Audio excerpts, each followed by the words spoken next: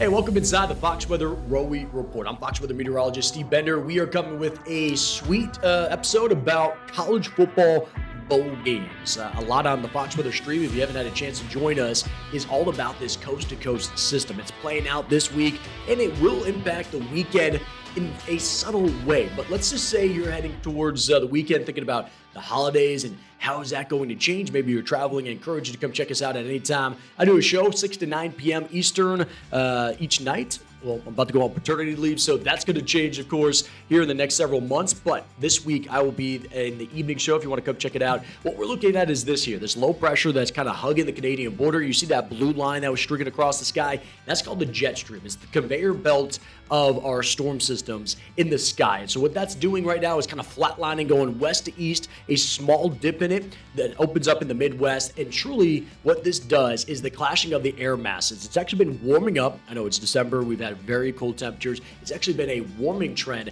over the last several days from the southern plains up in the Midwest.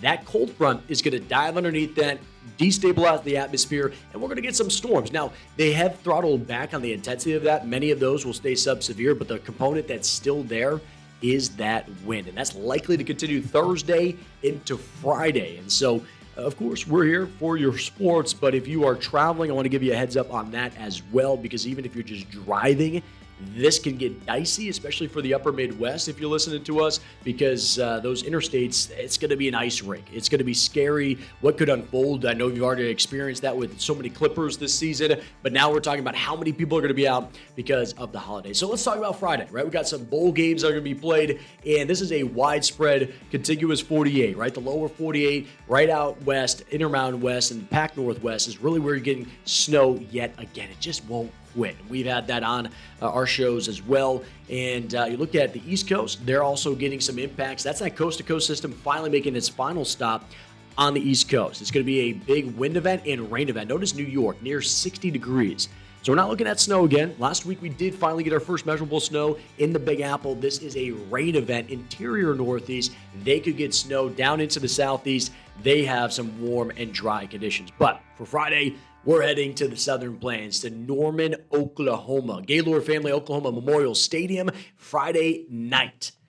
Normally, you talk about Oklahoma and you talk about Friday Night Lights, you're thinking, all right, this has got to be high school football right now. This is going to be obviously the bowl game where you have Alabama coming into town, taking on the Sooners, a ranked matchup, 8 and 9, of course. And so we're looking at a medium risk of weather impact, that component that plays into this, Jared, that we had talked about for much of the country. The most widespread type of impact with the coast-to-coast system is the wind, and it comes into play here, of course, for the game. Yeah, the first round of the college football playoffs, of the second year of the expanded condition.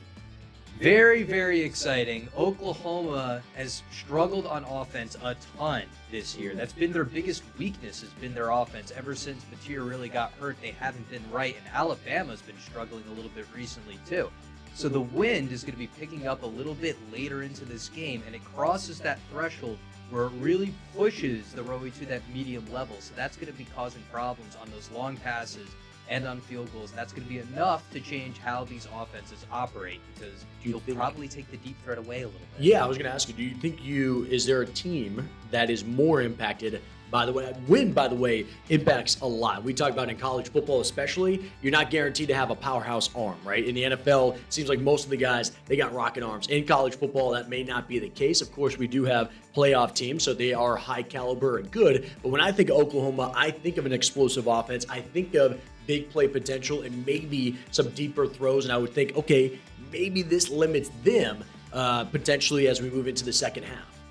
I think Alabama's getting hurt really? A little bit more by this. Yeah, okay. I think Alabama has. All right. You know, for me, I look at Alabama's roster. They have a couple of they have the explosive deep play potential, and that hasn't been clicking as much as of late. And this kind of hinders them a bit. I think Oklahoma kind of likes this as a whole with how good their defense has been, to try to keep this a lower scoring one possession game where any one big play can be the difference. So I think this nudges it towards Oklahoma just a little bit. That's me. That's how I'm feeling. No, and what I like about that is when you're talking about a one-possession game, it's tight, is field goals play a huge factor. Extra points play a huge factor, and you're starting to look at a wind event where that could be a component in all of this, where is that the deciding factor? I would not want to be kicking a 50-yard field goal to end the game. No, Definitely not. I wouldn't want to be kicking a 40-yard field goal with a 20 to 25 mile per hour wind. That's no bueno. Let's move into Saturday when we typically think of college football. Of course, as we look into this, we have active weather out west. No surprise. I-5 corridor, Seattle. You go all the way down through Oregon and even into Northern California. It does move into the Intermountain West, but notice for the large majority of the country, it is nice and quiet and actually very warm. I think we got to talk about that because we got two Texas teams. They're going to be down south. This is surprisingly warm. Not two Texas teams, what I'm saying. We got two Southern teams. Two Southern teams going to Texas that are, probably loving the fact that where they're playing this game into the lower to mid 70s. Yeah, absolutely. 2 weeks ago when Miami jumped Notre Dame to get in, the first thing I did was look at the 500 millibar level pattern over Texas, and I felt fantastic looking at that. And that is materialized here. The Canes are having absolutely wonderful temperatures. Like Texas A&M Mario Cristobal had that great line where he said, caring about weather, we don't worry about that. Wimps carry about weather, to say it a little nicely. Okay. That was in a cold game. That wasn't a cold game. He was referencing, which is smart. This game, though, and it's only one quarter that we have that medium threshold, but if you look at the edge of it from the start of the game on, you're right at that threshold where it could easily be medium, and you're talking about that wind that's coming in out of the south and southwest, 15, 20 miles an hour. Again, that plays a factor in the deep throw and also for kicking. Yeah, absolutely. And funny enough, I can say a reference to the Virginia Tech-Miami game where there was wind that was actually sub-medium threshold wind. And it was enough, though, where Miami spent a timeout to get a punt off with the wind at their back before the end of the third quarter. Okay. So they can get the little bit of a wind boost from it. This case, the wind is slightly weaker than it is further up north the Friday night before for Alabama, Oklahoma. So we're seeing it lessen negative effect both in the kicking and in the passing game, but the kicking effect is still there, especially for those longer kicks. And passing is something you still want to be a little bit careful when you take your deep shots. Now, Miami and Texas A&M both have the ability to go make some explosive plays in the passing game. Miami, outstanding freshman Malachi Toney, extreme speedster. Yeah. There's a lot of potential to go get things deep and get things going, but it's probably smarter and more consistent to be working in those shorter to medium route range. Yeah, especially with him. Because, with him, you can give him a quick slant, and he's off to the races. So just try to create volume and getting the ball to him. I want to ask you something, because we often talk about how wind can minimize your deep threat. But what happens, and we've talked about it with kicking, when you change field and it's actually at your back, does that open up to the potential of coaches feeling a little bit more confident that we're going to try to take off the top? For certain. You have, this is even going back to my middle school football coaching experience, and these are much weaker arms at the lower levels of the game. But it's something you certainly still matters where you can have a quarter or two where you have the wind at your back, and granted, that's going to matter a lot for field goals, or you have, or you're able to throw it further downfield. This is a southerly wind. Let me go pull up the stadium on Google Maps right now so I can see at the exact end zones that we need. And southerly wind, by the way, that means it's going to bring in some of that humidity. It's going to come in off of the Gulf. You think about how close in proximity that is. So even though the temperature's in the lower to mid 70s, especially in the second half, get the feels like temperature encroaching maybe near 80 degrees. Kyle is going to be slightly slanted there. So there's going to be one side where you're going to have the wind at your back pushing towards the right end zone, and then the wind at your face coming from the right end zone on the other side, from your perspective of the advancing offense's team. Okay. And Grant, you're going to have a little deflections around the side of the stadium, but you'll have one side where it's pointing a little bit more to the north, where you're going to have the wind at your back for 2 quarters of the game. And then, since we're not really expecting to see a major change in the wind direction, the other side of the face is you want to get your points when you have the wind slightly at your back, rather than the other side. And it really matters for the end of the game, right? When you're thinking about how is this final quarter going to unfold. All right, so we're going to continue with the playoffs. Of course, we're going to go to Autzen Stadium. This is in Eugene, Oregon.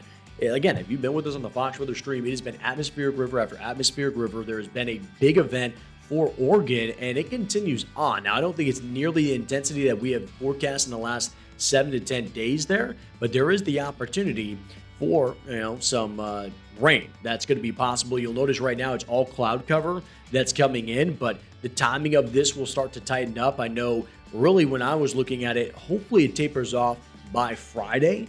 For many of these locations, something we'll be double checking into the weekend. But I don't think for the Oregon Ducks, I think this is a game that they're going to be feeling just fine. I will say, if there was a washout, this would actually be a point of concern, especially that 21-point spread. You definitely don't think they're going to cover if it's a total washout. 100%. Like it has.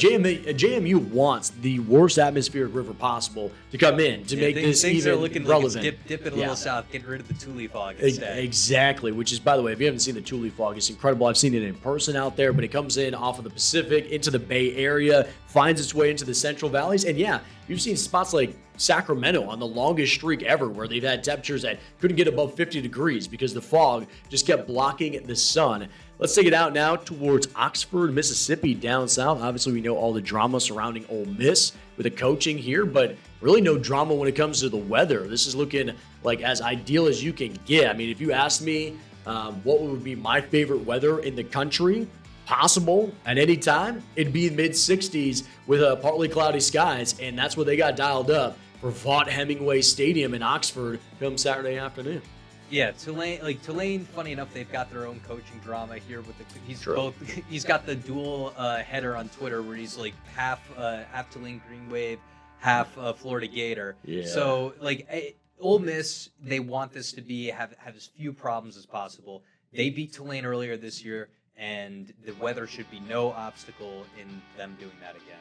Yeah, so this was kind of the first round of the college football playoffs. Of course, we're going to dive deeper into that. Most of those games kind of solidified in what the expected impacts are for this week, but we'll talk about additional bowl games coming up in future weeks. We'll also talk about more rounds of the playoffs, and then we do have NFL football, right? And we talked about that, Jared, you and I, yesterday. There was some games that, there could be some adjustments and some type of impact. So stay tuned this week. We may do a bonus episode. We may get into a little bit more. But either way, if you got some time, especially today, depending on when you're listening to this, now I guess Ski House would be done. Yeah, but we have a lot of... You might have an hour to get to Ski House if you listen to it right when this drops. But I would say we have a lot of this stuff on our website and anywhere on social media. I encourage you to come check it out. What Jared and I are talking about is Ian Oliver, usually here on this. He's going to be in Big Sky Resort. He's already there, having tons of fun with Bane Froney. They're killing it on the mountain, and they're doing a whole lot. I think what I love about Ski House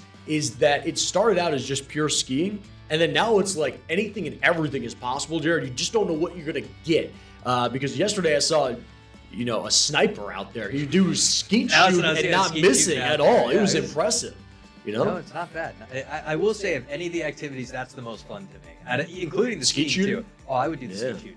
Yeah, I'd like dislocated my shoulder when I was younger. So I don't know.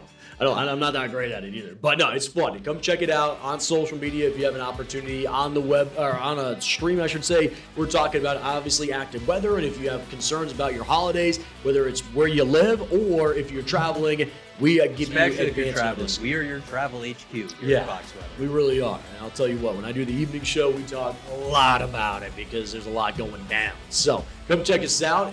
Thank you again for listening to this episode. Be weather smart, have fun, and we'll see you on the next pod.